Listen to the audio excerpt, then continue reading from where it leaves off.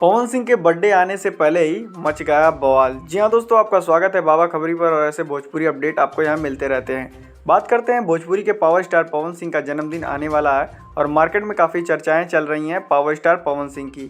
तो मैं आपको बता दूं, आपको जगह जगह पर पावर स्टार पवन सिंह के पोस्टर बैनर देखने को मिलेंगे।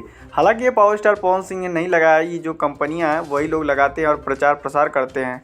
मैं आपको बता रहा हूँ एकदम बवाल song power star Pawan Singh का 5 जनवरी को आने वाला है सारेगामा हम भोजपुरी के यूट्यूब चैनल पे। हालांकि ये जो गाना होने वाला है ये रीमेक गाना होने वाला है।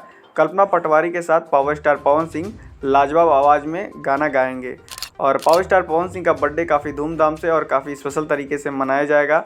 पावर स्टार पवन सिंह इस साल बिहार में कंबल भी बांटेंगे और लोगों को खाना भी खिलाएंगे। मतलब पावर स्टार पवन सिंह काफ़ी मेहनत की हैं और काफ़ी प्लानिंग की है अपने बर्थडे को लेके।